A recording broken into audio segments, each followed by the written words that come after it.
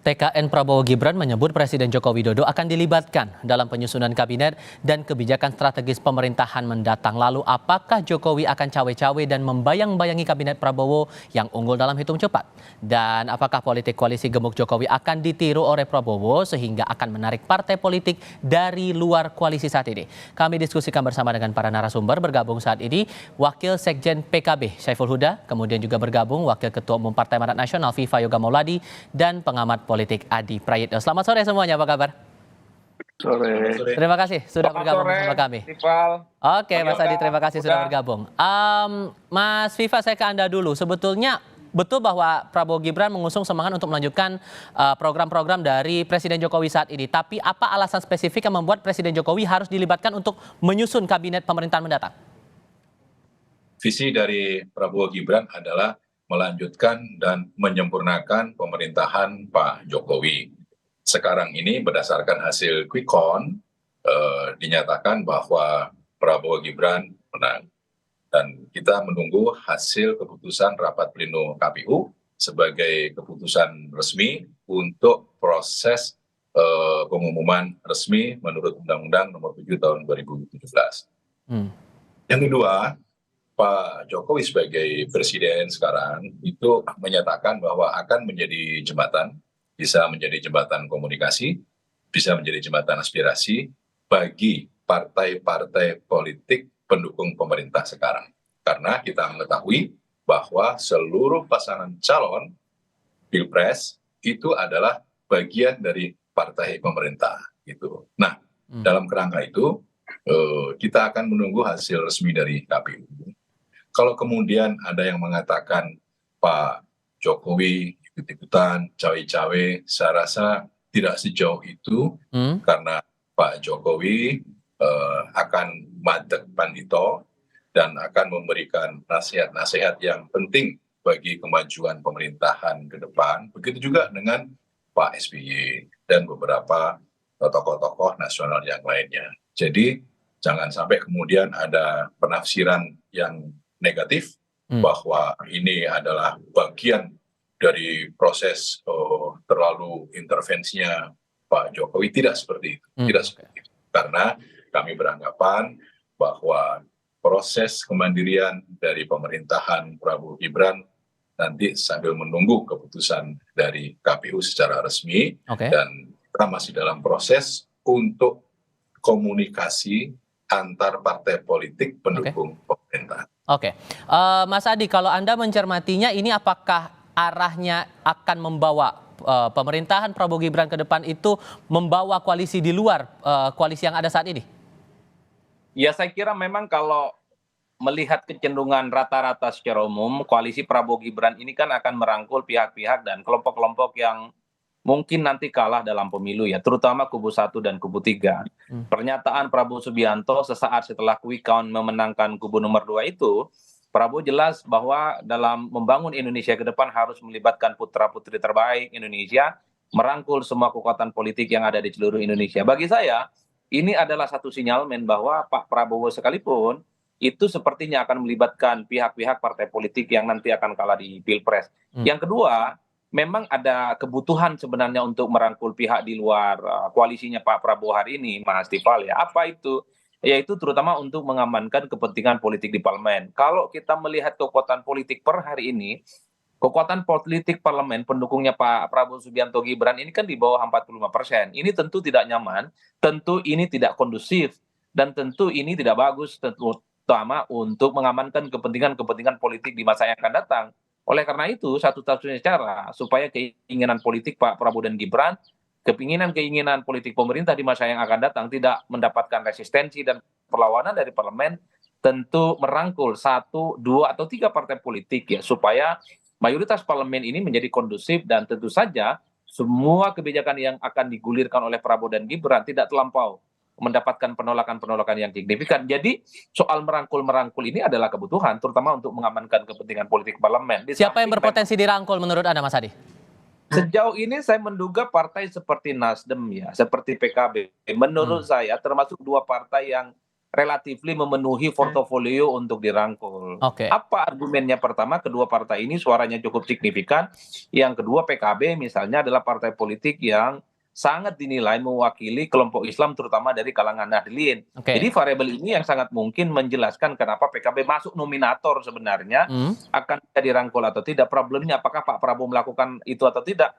Tentu kita tunggu di masa yang akan datang. Jika pun ada penawaran dari PKB, mau tidak PKB? Kan itu pertanyaan yang nggak gampang. Jangan-jangan PKB Kalau nggak gitu, mau saya dan tanyakan mencoba langsung untuk merasakan di luar. Oke, saya tanyakan ke Mas Huda kalau begitu. Ajakan atau rangkulan itu udah ada atau belum nih? Nggak, poinnya begini, terlepas diajak atau tidak ya. Yang pertama ada dua cara pandang sebenarnya. Yang pertama, secara urutan waktu sebenarnya belum perlu ada ajak mengajak terkait dengan ini, karena ini fase penghitungan suara belum selesai, rekap pleno di PPK belum selesai, ibarat orang lari estafet, ini baru estafet kilometer sekian dari finishnya adalah penetapan KPU. Jadi saya merasa ada sesuatu di situ, gitu. Itu yang pertama. Yang kedua, pemilu tahun 2024 ini pemilu yang jaraknya dengan berhentinya selesainya masa bakti Presiden Jokowi itu masih jauh bulan Oktober. Gitu. Jadi sebenarnya belum perlu kita ngomongin menyangkut soal bergabung atau tidak bergabung itu hari-hari ini. Kita hormati dulu suara rakyat yang sudah diberikan kepada 3 pasangan calon sambil kita tuntaskan sampai pada fase berikutnya yaitu penetapan KPU. Nah, kalau melihat dari dua cara pandang ini, saya merasa kok ada semacam kompetisi baru gitu. Arahnya kemana tuh menurut Anda? Saya nggak tahu, dua-duanya sedang mengambil inisiatif untuk berburu-buru menciptakan regrouping politik baru gitu. Nah, saya tidak tahu Mas Viva yang bisa lebih menjelaskan. Oke. Jadi semestinya pada kurun waktu tidak perlu cepat-cepat, tapi kenapa ini kok cepat-cepat gitu? Padahal kami sendiri nih, misalnya yang di paslon nomor urut 1, kami sedang pada posisi hari ini memitigasi, menjemput berbagai persoalan dari ekses pemilu kita, baik menyangkut soal kecurangan di berbagai tempat, dugaan adanya intervensi, dan seterusnya. Oke. Jadi menurut saya sedang bertanya balik sebenarnya, kenapa kok tiba-tiba isu ini menggelinding lebih cepat, proaktif begitu cepat dari dua pihak, baik istana maupun dari pihak Pak Prabowo. Oke. Gitu. Kenapa kalau gitu, Mas Viva? Boleh dijawab tuh. Ya, kami tidak tergesa-gesa, kami tidak cepat-cepat, kami menunggu hasil resmi rapat pleno KPU untuk penetapan pasangan calon terpilih.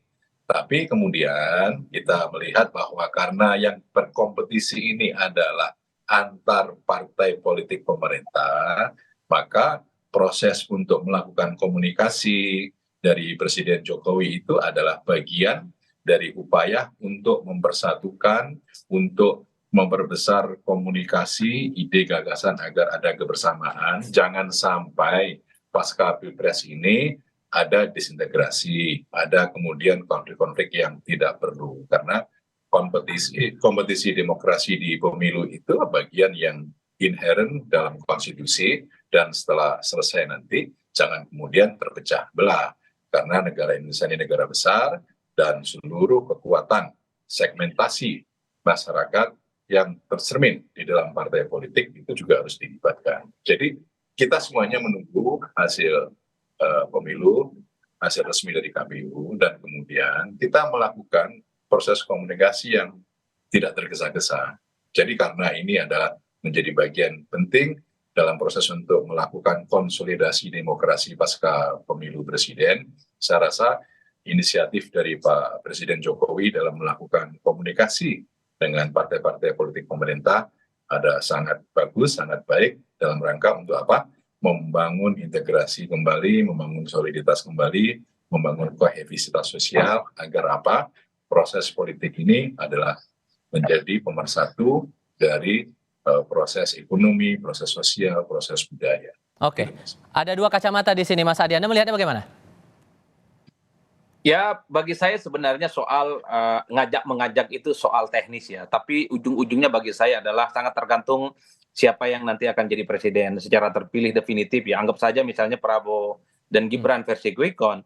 Kalau Prabowo berkehendak merangkul pihak yang lain ya, saya kira pihak-pihak yang lain itu pasti mempertimbangkan karena mendapatkan jatah kekuasaan politik itu bukan sesuatu hal yang gampang sebenarnya, apalagi Oke. mendapatkan peran.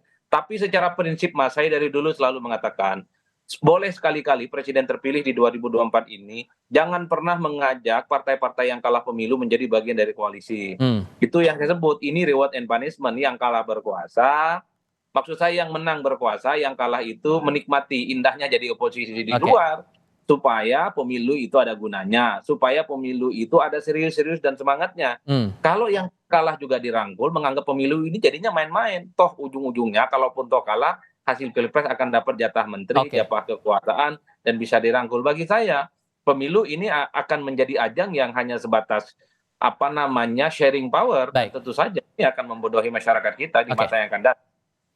Singkat saja masing-masing untuk Mas Viva dan juga Mas Huda. Mas Viva, ini tujuannya untuk Jokowi masuk untuk terlibat dalam penyusunan kabinet ini untuk membesarkan, menguatkan lagi posisi di parlemen begitu?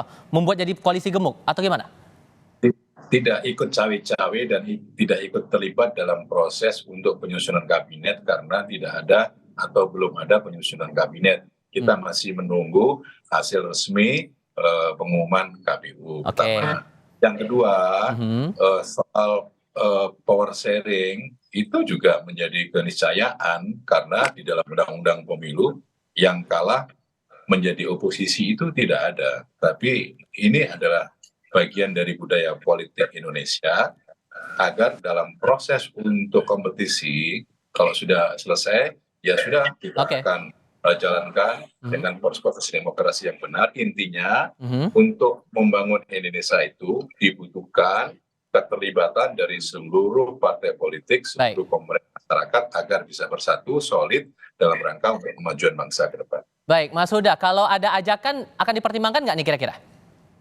Belum fase itu. Jadi sekali lagi fasenya hari ini adalah kita hormati suara rakyat yang sudah diberikan kepada 3 pasangan calon. Kita tuntaskan, kalau ada pelanggaran yang dirasa cukup berat, kita akan menempuh jalur hukum sebagaimana koridor konstitusi yang sudah diberikan. Baik mengadu kepada Bawaslu, membawa ke MK dan seterusnya. Kira-kira kurun waktunya ngomongin itu bulan September lah, kira-kira begitu. Sekali lagi kita hormati dulu suara rakyat ini sampai tuntas, sampai KPU mengumumkan siapa yang menang dan siapa yang kalah. Oke, Mas Huda, Mas Viva, Mas Adi, terima kasih sudah hadir dalam diskusi kali ini. Selamat sore semuanya. Sore.